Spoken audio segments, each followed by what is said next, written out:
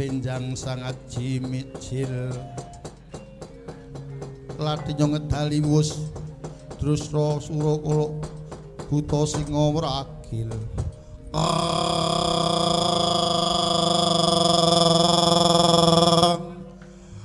Kakang Mbok Mban Madiyu paduka nimbali wonten gunung Kemukus menapa badhe paring redana paring duit menapa paduka nimbali ingkang abdi saking Gang Doli badhe paring ganjaran kula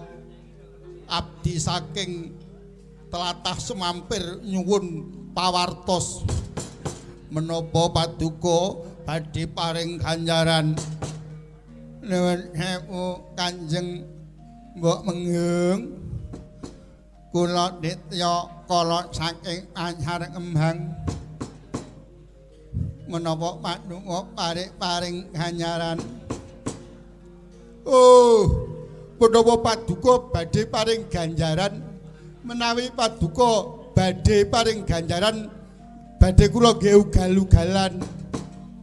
menawi paduka paring ganjaran duit badhe kula nggih main judi nyudol menawi paduka paring ganjaran badhe kula nggih pados mbok nom saking tlatah Iramaka bocah buta beteng betahane ngoyo saben kowe kumpul sing mbok rembug mung duit saben kumpul sing mbok arep-arep mung ganjaran gawe murung ana babar pisan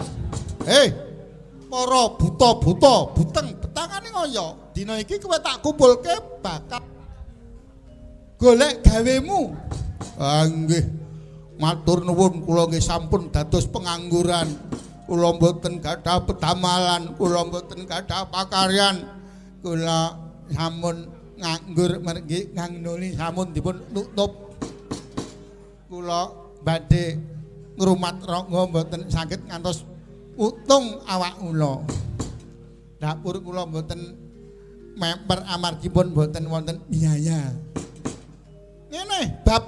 ganjaran mengko iso dirembug kere para bocah buta kabeh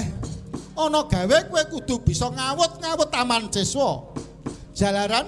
taman siswa sing diajarke barang-barang kebecikan keluhuran keagungan tumrape para buta setan-setan demit-demit kuwi ganggu nggih sakploe taman siswa ngajari budi pekerti kula riyen dados copet malah kanca kula sami kisah sedaya nggih sawise taman siswa ngajar nasionalisme kula mboten saged dados kecu begal kula nggih mboten saged dados brandal angulang mboten nyangget dados nyamret mula saka kuwi becike taman siswa dibubarke Fakultas Teknik Sarwi kuwi duwe cita-cita luhur mesti bakal ngganggu gawe karo uripe awake dhewe para buta-buta, para buteng-buteng, para demit-demit, para tuyul-tuyul. Mula saka kuwi kowe kabeh Jaya Gandul wonten pangandika ingkang dawuh kowe maju kaya padatan nggih wadya balamu coba ya wadya balamu wujude demit-demit tuyul-tuyul tokno kabeh nggih le maju le elele bah ya le dinding ana lele bah pangan aku iwak mentah Brambang ya sing masak Mbak Kalimah tak pangan neng pinggir sawah rasane seger sumya Pak Zainul mau sugane iwak napa Pak Zainul iwak napa Pak Zainul lelepok iwak lele lelepok pangan aku iwak empuk bumbune brambang jeruk sing masak Mbak Salipo tak pangan neng pinggir ngebuk rasane enak eno. Maju neh. Lelepi pangan aku iwak sapi bumbune brambang trasi sing masak Bu Suwarti tak pangan neng pinggir kali rasane enak gempi. Ayo padha budalan numpak singa nebak kanca. Sigra mangsa lumampah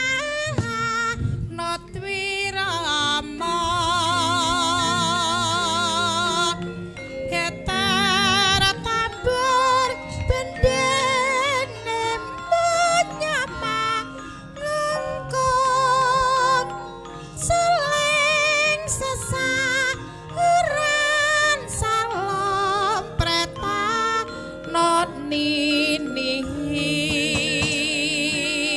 Sigra mangsa lumampah Notwirama